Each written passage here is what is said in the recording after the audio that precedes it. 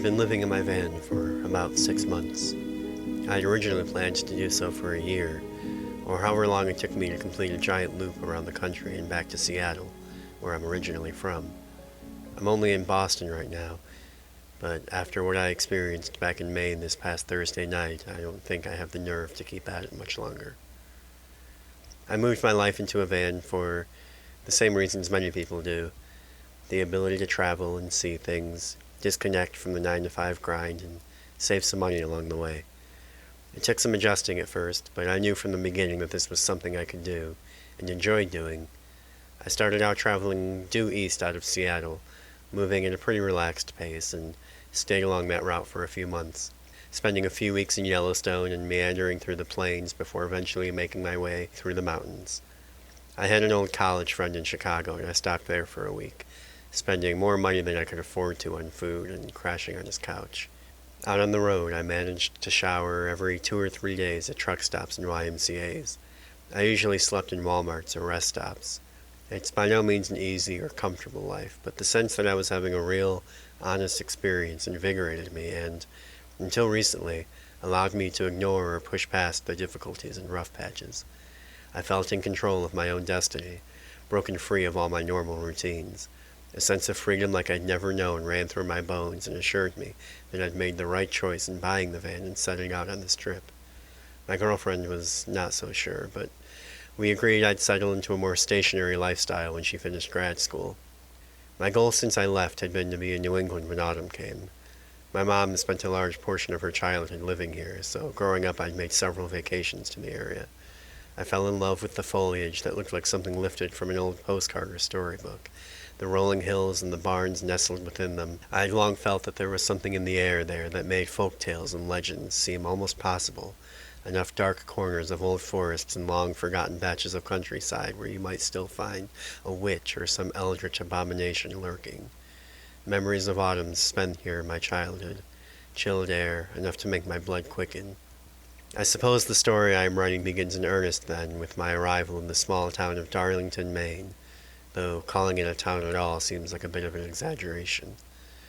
I didn't have much of a plan of what exactly I wanted to do in New England once I got here. I figured as long as I made it out by early October, I could slow down and enjoy the weather, spend some time in nature, and generally travel wherever the wind or my own whims carried me, hopefully making it to Salem at some point, on the recommendation of several people I'd met along the way. So it was with this attitude that I floated into Darlington last Thursday, in need of gas and a place to pee.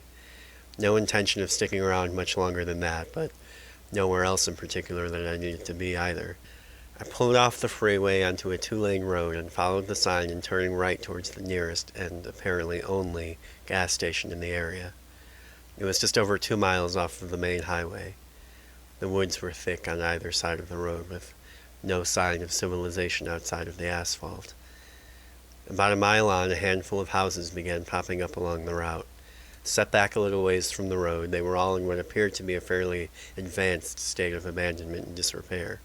Overgrown yards, paint chipped and faded, broken windows, no sign of human life. I came to the gas station a few minutes later. It sat at the edge of what may have once been a modestly sized strip mall, but was now little more than an open field and a stretch of sun-bleached parking lot, grass growing up through the cracks of the foundations where buildings once stood, nature moving in to reclaim the whole place. The gas station itself appeared only marginally more habitable than the surrounding landscape, but my van being low on fuel as it was, I decided to pull over and check it out just in case. The windows were too dusty to see much of what was inside, but to my surprise the door was open, and stepping inside I could see that there was someone behind the counter. He watched me come in, and I nodded in acknowledgement before making my way towards the back of the store in search of a bathroom. As I moved through the store, I was struck by the shelves. Rather than being lined with snacks or odds and ends car parts, I saw only bit after bit of unidentifiable metal pieces. I can only think to describe them as widgets, for as long as I looked at them, I could not discern what possible use any of them could have. There were probably hundreds of them, grouped by design. Some were hollow, some were fashioned into a right angle, but none of them seemed to have any express purpose, and there were no labels to indicate otherwise. They were all coated in a thick layer of dust, as if they had not been touched for years. I thought I had found a bathroom at the back of the store, but upon entering the door, discovered that it was only a closet. I was about to shut it and continue looking when I noticed what was inside. In the dim light of the bare overhead bulb, I could see dozens of felt puppets. Some were simple sock puppets, others were more elaborate, the size of a small child, but they all had a rough, homemade quality about them. They were all sitting down, lined up with their backs against the wall. I checked over my shoulder to make sure nobody was watching me before quickly and softly closing the door. I circled the remaining perimeter of the small store and, finding no indication of a bathroom, approached the counter. It was at this time that I noticed the group of 4 old men in the near corner. They were seated around a folding table. One was reading the paper, and the other 3 were playing cards, but they all seemed to be much more interested in monitoring whatever I was doing, only hurriedly returning their attention to their cards and newspaper when I glanced over in their direction. "Can I help you?" asked the man behind the counter. I told him that I was searching for a bathroom. "We don't have one," he said. I asked him if the pumps worked, and his look told me that I had offended him with my question. I pulled out a $20 bill, and for a moment I was nervous he wasn't going to take it. But he did, and put it in the register. I waited for some sort of further instruction, but the man was apparently finished with the interaction, so I headed for the door. Before I stepped out, the man behind the counter said, "Looks like rain." I turned back towards him, only to find that he wasn't looking at me. He was gazing at the back of the store, apparently not talking to anyone in particular. I went back to my van. I'd only been in the store a couple of minutes, but I found it was a great relief to be back in the open air and sunlight. The sky was bright and clear, without a rain cloud in sight. To my surprise, the gas pump did indeed work, so I began to fill my tank. I looked back at the dilapidated store, and the oppressive feeling began to creep back in. I was sure that all 5 of the men were gathered behind the dusty window, watching me. As soon as the pump clicked off, I quickly replaced it on the rack and climbed back into the driver's seat. As I pulled back onto the road, I looked around and realized that there were no other cars in the lot, or behind the building, or anywhere. My original plan had been to find a nice spot in the area to set up camp for the night, but even though it was already late in the afternoon when I left the gas station, that heavy, ominous feeling left with me, and I felt it necessary to put at least a little bit of distance between myself and that place before dark. I made my way back to the freeway and traveled a few miles to the next exit, which looked much the same as the place I'd just left.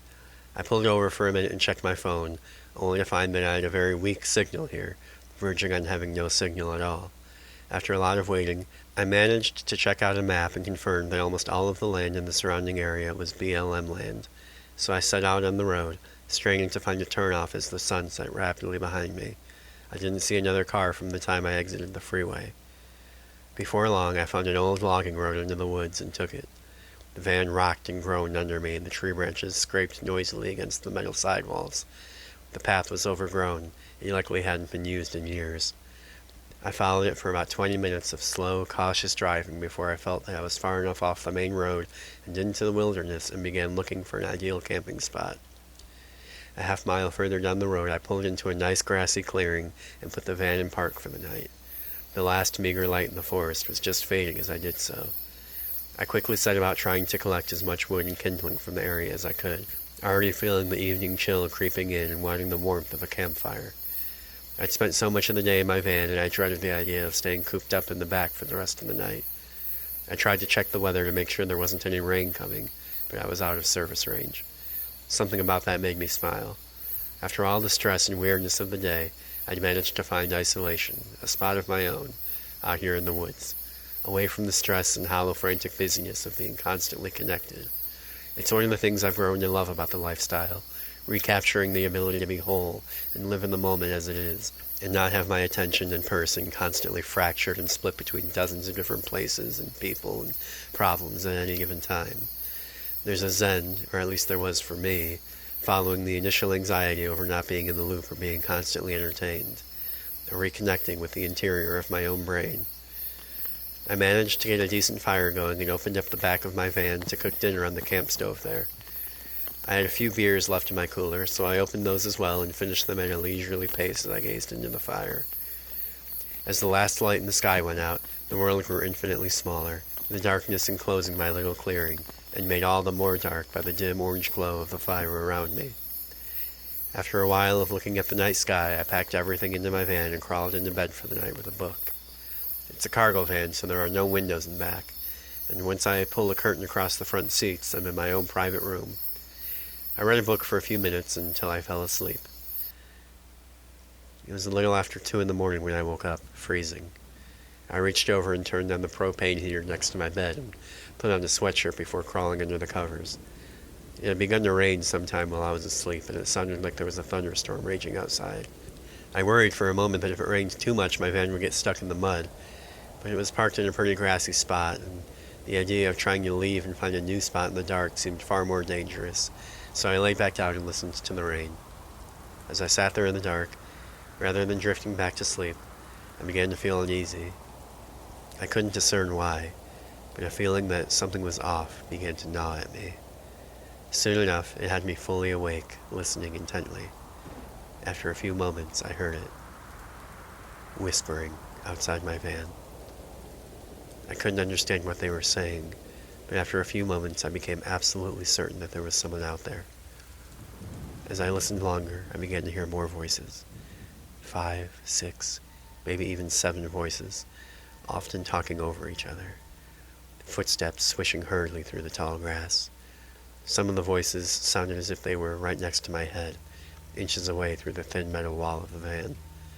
They were speaking English, I could hear it now, and yet I couldn't make sense of a single thing that they were saying.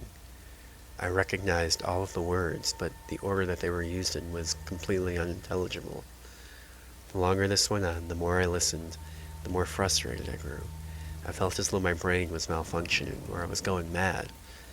Maybe I was. They spoke with the tone and inflection of a normal conversation, and responded to each other as if they understood what the other person was saying perfectly. I sat up on my elbow, careful not to make a sound, trying to suppress even my own breathing as much as possible. Craning my neck, I found a crack in the curtain separating the back of the van from the front seats.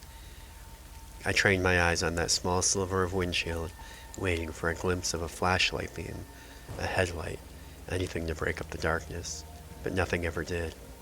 As I watched, I was overwhelmed by thoughts of the front door. Had I locked it? I almost always do, but some nights, this far away from anyone else, I'd been known to forget from time to time. But I couldn't pull the curtain aside to check, not even a little. So I waited. Soon the voices began to speak less and less, and some seemed to move farther away, and there were fewer voices speaking, and the pauses between each speaker grew longer and longer. Eventually there came a time when I could not hear them anymore. I waited and waited, pressing my ear against the wall, trying to hear footsteps, someone breathing, anything. After what felt like an hour of silence, I relaxed back into my pillow. But I could not bring myself to stir any further, to pull aside the curtain and look outside, or I shuddered at the thought, go outside to investigate. So I lay there, listening, and after a long time, I fell asleep.